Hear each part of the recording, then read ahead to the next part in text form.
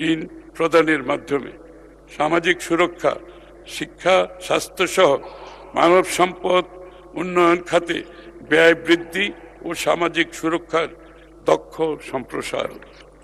মাননীয় স্পিকার, মূলধন গঠনে ব্যাংকিং খাতের পরিবর্তে পুঁজিবাজারকে গুরুত্ব দিয়ে প্রয়োজনীয় কাঠামোগত সংস্কারের বিষয়ে আমরা নির্বাচনী ইশতেহারে স্পষ্টভাবে দিক নির্দেশনা দিয়েছি, যা বাস্তবায়নে উদ্যোগ ইতিমধ্যে নেওয়া হচ্ছে। পুঁজিবাজারে বিনিয়োগকারীদের হারানো আস্থা ফিরিয়ে আনতে বিসিককে প্রকৃত স্বাধীনতা দেওয়া হবে, বাজার কারসাজির বিরুদ্ধে কঠোর আইনি ব্যবস্থা নেওয়া হবে এবং গত 15 বছরে অনিয়ম তদন্তে বিশেষ কমিশন গঠন হবে। পাশাপাশি কর্পোরেট বন্ড, সুকক, গ্রিন বন্ড চালু করে আরও অনেকগুলো প্রোডাক্ট আছে, পুঁজিবাজারকে বহুমাত্রিক করা হবে।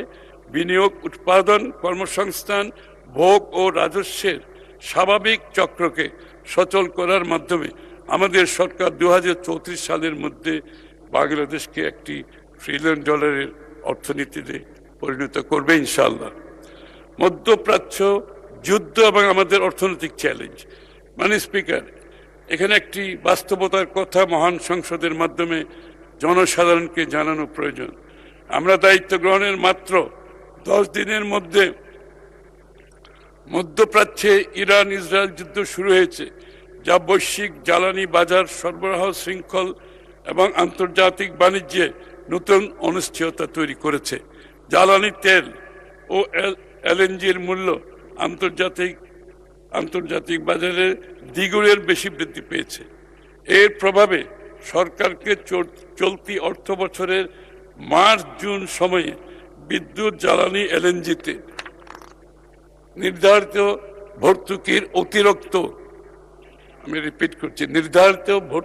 অতিরিক্ত আরো প্রায় 36,000 কোটি টাকা প্রদান করতে হবে। মাননীয় স্পিকার, এটি একদিকে যেমন সরকারের বাজেট ঘাটতি বাড়ানোর সম্ভাবনার দিকে যাবে, অন্যদিকে সমপরিমাণ প্রায় $3 বিলিয়ন আমদানি মূল্য পরিশোধে বৈদেশিক মুদ্রা রিজার্ভের উপর প্রভাব ফেলবে।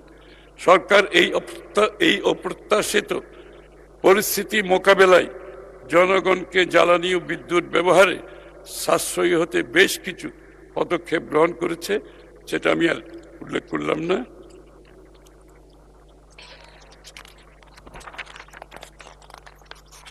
একটি আমদানি নির্ভর অর্থনীতি হিসাবে বাংলাদেশ এই ভূ রাজনৈতিক বাস্তবতার বাইরে নয়। মাননীয় স্পিকার, বৈশ্বিক বাজারে জ্বালানির উচ্চ মূল্যের কারণে সরকারের অতিরিক্ত ভর্তুকি প্রদানের প্রয়োজন হলেও জনগণের কষ্টের কথা মাথায় রেখে সরকার এখনো পর্যন্ত মূল্য সমন্বয় না করে পূর্বের মূল্যই বহাল রেখেছে। মাননীয় স্পিকার, এই প্রতিকূল বৈশ্বিক পরিবেশের মধ্যে আমাদের অর্থনীতিকে সামনে এগিয়ে নিতে হবে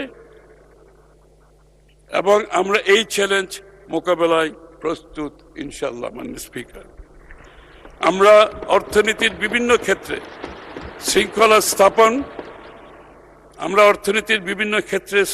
স্থাপন, নানামুখী চাপ মোকাবেলা করে 2026-27 অর্থ বছরের বাজেট প্রণয়নের কাজ হাতে নিয়েছি।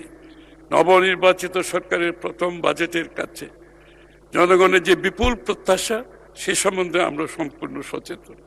অন্যদিকে জনগণ উত্তরাধিকার হিসেবে পাওয়া বিভিন্ন সমস্যার কারণে আমাদের সীমাবদ্ধতা বিবেচনায় রাখবেন, এটাও আমরা আশা করি। মাননীয় স্পিকার, আমাদের এবারের লক্ষ্য কেবল প্রবৃদ্ধি নয়, বরং একটি টেকসই, স্বচ্ছ, অন্তর্ভুক্তিমূলক অর্থনীতি গড়ে তোলা।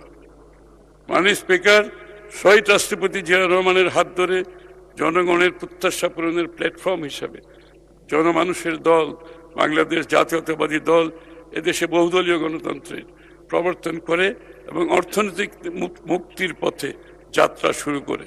অতঃপর আপসহীন দেশনেত্রী বেগম খালেদা জিয়া এক ভঙ্গুর অর্থনীতিতে প্রাণ সঞ্চার করে গার্মেন্ট শিল্পের বিকাশ, বৈদেশিক শ্রমবাজারে বাংলাদেশের বিস্তৃতি, মধ্যবিত্তের বিকাশ ঘটিয়ে দীর্ঘমেয়াদী প্রবৃদ্ধির পথ পরিক্রমার সূচনা করেছিলেন।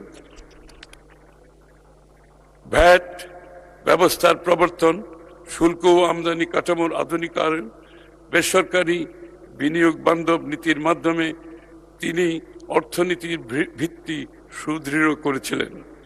সেই ঐতিহ্য অভিজ্ঞতার উত্তরাধিকার ধারণ করে আমরা আজ আবার বাংলাদেশের অর্থনীতিকে একটি প্রগ্রেসিভ অর্থনৈতিক অন্তর্ভুক্তিমূলক টেকসই পথে পরিচালিত করতে দৃঢ় প্রতিজ্ঞ মাননীয় স্পিকার, এবং আমরা এটাকে করতে চাই স্বচ্ছতা, সততা ও জবাবদিহিতার উপর নির্ভর করে।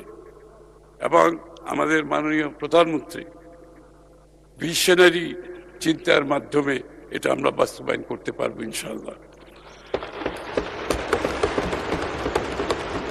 জনগণ আমাদের উপর আস্থা রেখে আমাদেরকে নির্বাচিত করেছেন, সেই আস্থার প্রতিদান দেওয়াই হবে এই সরকারের সবচেয়ে বড় দায়িত্ব। মাননীয় স্পিকার, আপনাকে ধন্যবাদ।